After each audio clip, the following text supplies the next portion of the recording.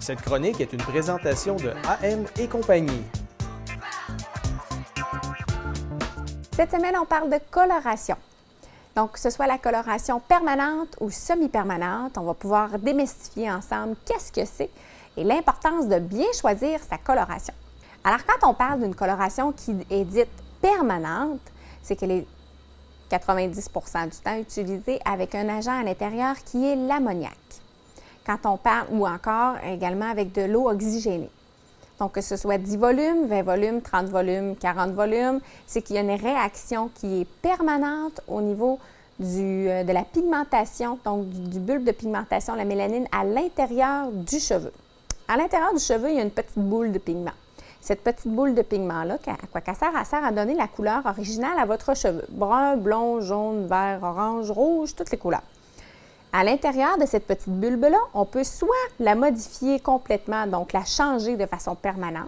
Lorsque ça pousse, il y a une ligne bien définie et on voit la couleur originale revenir. Et la couleur qui a été changée de façon permanente, elle est présente. Ça ne s'en va plus là. Et on peut avoir la couleur de dite semi-permanente.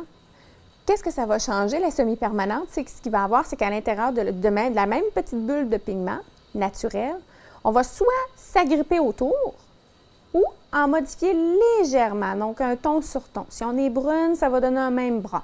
On ne pourra pas aller pâlir votre couleur naturelle de cette façon-là. Donc, l'importance de bien choisir son type de colorant, c'est que dans le passé, on pensait qu'un semi-permanent va être moins efficace qu'une coloration permanente, mais pas du tout.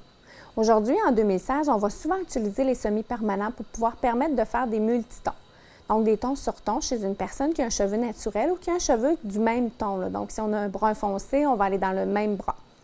Si on a un blond pâle, on va rester dans le blond pâle puis on va pouvoir foncer. On ne pourra pas revenir à l'arrière. Donc, une couleur semi-permanente, ça nous permet d'aller mettre souvent des éclats de couleurs, des traits orangés, des traits pigmentés ici, exemple comme ça, pour pouvoir ensuite revenir à une couleur plus naturelle. Donc, ça part un petit peu mieux. C'est-à-dire que lorsque nous, professionnels de la coiffure, on veut faire partir une couleur comme ça, donc on veut s'en débarrasser pour pouvoir passer à une autre coloration qui est complètement différente, c'est beaucoup plus facile. Si vous décidez un jour, surtout la gente féminine d'un certain âge, 20-35, veulent changer rapidement de coloration d'une fois à l'autre. Ils vont prendre une couleur et ils vont la prendre comme ça jusqu'à ce qu'ils soient tannés, 2 mois environ, 8 semaines. Ensuite de ça, on passe à une autre étape, on s'en va vers une autre couleur complètement. Très, très rare va être la femme ou la jeune dame qui va vouloir réutiliser ou refaire la même couleur 2 fois. J'en suis la preuve vivante, je fais la même chose dans mon cheveu. Je travaille beaucoup, beaucoup avec les semi-permanents. Ça me permet de pouvoir les enlever rapidement, donc de passer à très foncé, à très pâle, dans un laps de temps qui est raisonnable pour l'élasticité de mon cheveu. Donc, pour garder une belle condition de cheveux. Ça permet aussi souvent d'aller chercher une teinte de coloration qui est beaucoup plus pigmentée. Donc, quand on travaille dans les orangés, dans les rouges, on va aller travailler puis qu'on n'a pas de cheveux blancs, comme contrainte au niveau du client. À ce moment-là, on peut aller chercher des couleurs qui sont beaucoup plus vibrantes que dans le permanent. Par contre, c'est important d'utiliser la coloration permanente au bon moment. Faire attention, il y a beaucoup de compagnies maintenant aujourd'hui qui vont aller vers des bémols ou des tendances qui sont sans ammoniac. L'ammoniac, ce n'est pas notre ennemi, c'est plutôt un composé que notre corps reconnaît, qu'on va éliminer par les reins. Par contre, lorsqu'on tombe dans des colorations qui sont sans ammoniac, c'est très important de s'assurer avec quelles molécules ils sont fabriqués parce qu'il doit y avoir une réaction chimique qui doit se faire pour pouvoir changer le cheveu, la couleur. Si ce n'est pas l'ammoniac qui va faciliter ce changement-là avec l'eau oxygénée, à ce moment-là, il faut s'assurer de quelle est cette molécule qui va permettre le changement de façon permanente de la couleur du client.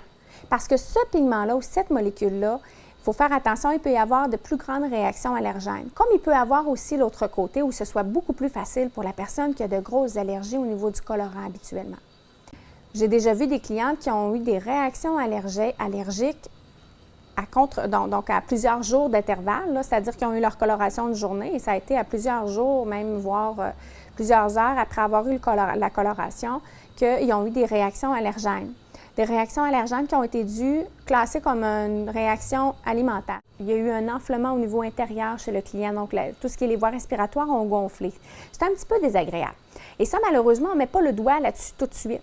Ça prend vraiment plusieurs fois avant de pouvoir se permettre de se rendre compte qu'on a une allergie au niveau du colorant. Donc, chez une personne, lorsque vous rencontrez votre coiffeur pour la première fois ou à plusieurs reprises, c'est très, très, très important de lui donner les informations nécessaires pour qu'il puisse savoir s'il y a réaction allergique à la maison et s'il y a symptômes d'une future réaction allergique. Vous savez, si on mange des kiwis, on mange des fraises, on peut en avoir mangé toute notre vie, mais on peut faire quand même une réaction allergène importante plus tard. On peut en manger. La première fois, on n'a pas de réaction. La deuxième fois, on a la langue qui pique. La troisième fois, on a la langue qui pique, qui est gonflée. C'est beaucoup plus important d'une fois à l'autre. Donc, c'est important d'une fois à l'autre de s'assurer que tout va bien. C'est pour ça également que lorsqu'on a tendance à faire une allergie ou une réaction chimique ou à toutes sortes de produits ou qu'on a un cuir chevelu qui est sensible, à ce moment-là, c'est important de le mentionner à votre coiffeur, votre coiffeuse. Et de son côté, il a la responsabilité d'effectuer un test cutané. C'est important également de respecter les temps de pause au niveau des colorations. Les temps de pause au niveau des colorations sont beaucoup plus importants au niveau du minimum de minutes que du maximum de minutes. Souvent, on va dire « Ah mon Dieu, ça fait déjà 40 minutes, ma couleur va changer ». C'est très rare que votre couleur va foncir énormément. Le minimum de minutes important va être beaucoup plus important, va avoir beaucoup plus d'impact sur la qualité de votre couleur si vous l'avez laissé pas suffisamment assez longtemps, plutôt que quelques minutes de trop. Donc, quand on a un cheveu blanc, on y va avec un 45 minutes de temps de pause. Et encore là, c'est important au niveau de votre coloration de s'assurer que les temps de pause, bon, de toute façon, le professionnel de la coiffure s'occupe de gérer cette petite partie-là. Par contre, vous pouvez vérifier chez nous, chez A&M & Compagnie, on offre également le service de coloration sur la route.